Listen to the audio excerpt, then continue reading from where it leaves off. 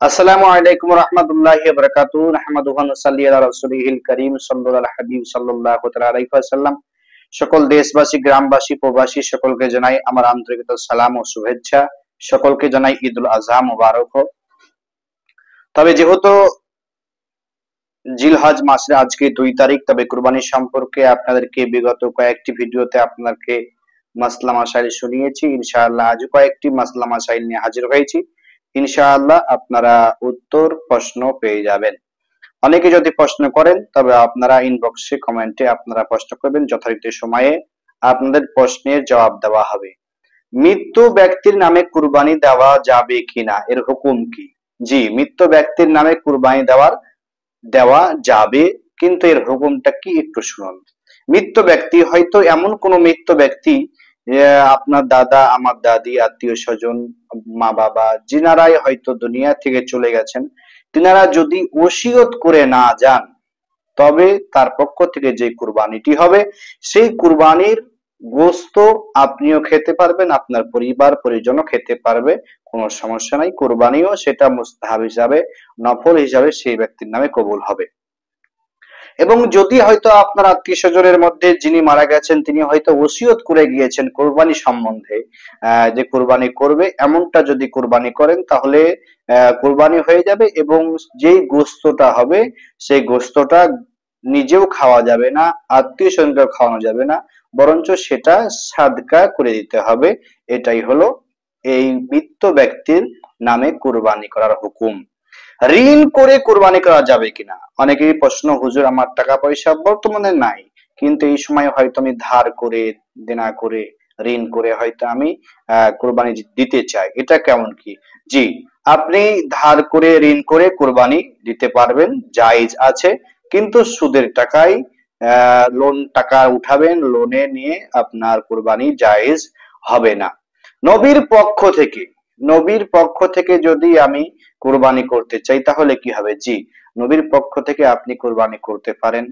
আপনারা ৫ জন, ৬ জন, যতজন যদি শরীক হতে চান, যেমন আমরা হয়তো গৌসে পাকের ফাতিহাতে, খিচুড়িতে বা অন্যান্য মিষ্টান্ন খাবারে শরীক হই, এরকম আপনি কোরবানিতেও নবী মুস্তাফা সাল্লাল্লাহু তাআলা আলাইহি ওয়াসাল্লামের নামে কয়েকজন মিলে, হাজার হাজার জন মিলে আপনারাও খুশিতে নবীর নামে কোরবানি দিতে পারেন। কোনো একটি হালাল জানোয়ারকে আল্লাহর রাস্তায় জবাহ করতে পারেন, এতে অনেক সওয়াবের অধিকারী আপনি হবেন। নবী মুস্তাফা সাল্লাল্লাহু আলাইহি ওয়াসাল্লামের নামে আপনি কুরবানি দিবেন, হয়তো আপনি একজন, আপনি একটা নবীর নামে কুরবানি দিবেন, কিন্তু আপনার নামেও একটি কুরবানি লাগবে, এটি খেয়াল রাখবেন। কেননা আপনি হয়তো, যদি আপনি সাহিবে নিসাব হন, যদি আপনি মালদার ব্যক্তি হন, যদি আপনার উপর কুরবানি ওয়াজিব হয়, তবে আপনার জন্য একটি লাগবে। তারপরে আপনি স্ত্রী, সন্তান, ছেলে মেয়ে বা নবী মুস্তাফা সাল্লাল্লাহু আলাইহি ওয়াসাল্লামের নামে বা কোনো আপনার মুর্শিদের নামে, আপনি সকলের নামে দিতে পারেন। সকলের নামে কুরবানি হবে ইনশাআল্লাহ। আলহামদুলিল্লাহ। তারপরে আরেকটি প্রশ্ন, কুরবানির সময় মোরগ কুরবানি দেওয়া কেমন? অনেক জায়গায় এখনো জাহিলাতে ভর্তি আছে যে অনেক জায়গায় আপনার মোরগ কুরবানি দেওয়া হয়। হ্যাঁ, কুরবানির দিনে এর মাসলাটা হলো এটাই যে কুরবানির দিনে যদি কোনো মোরগকে যদি আপনি কুরবানির নিয়াতে জবাই করেন, এই কুরবানির খাস নিয়তে যদি জবাই করেন তাহলে সেটা নাজায়েজ ও হারাম হয়ে যাবে।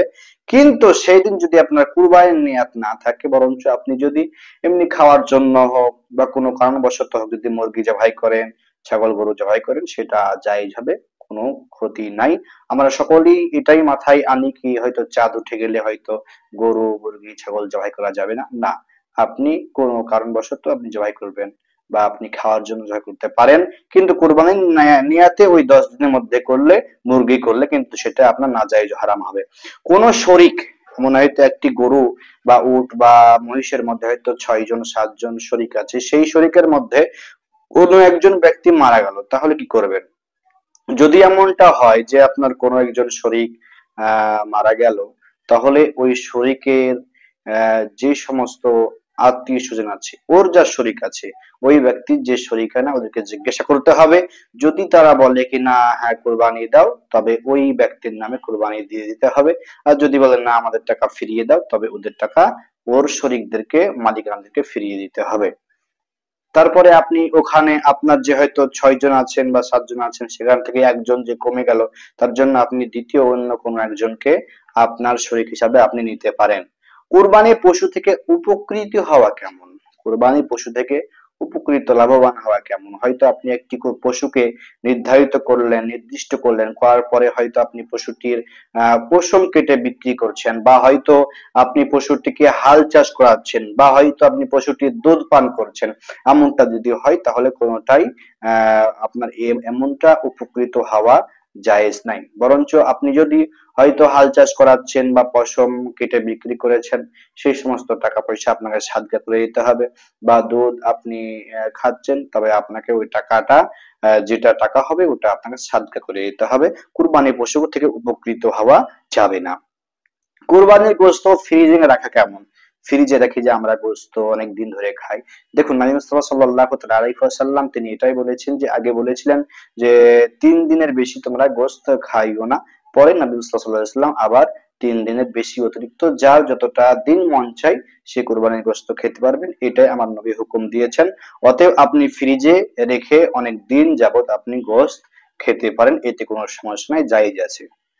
কোরবানির গোশত বন্টন করা কেমন? দেখুন, কোরবানির গোশত আমরা সকলে যথারীতিভাবে এটাই জানি যে কোরবানির গোশতের ৩ ভাগে ভাগ করতে হয়। ১ ভাগ গরিব মিসকিনকে, ১ ভাগ নিজের, ১ ভাগ আত্মীয়স্বজনকে দিতে হয়।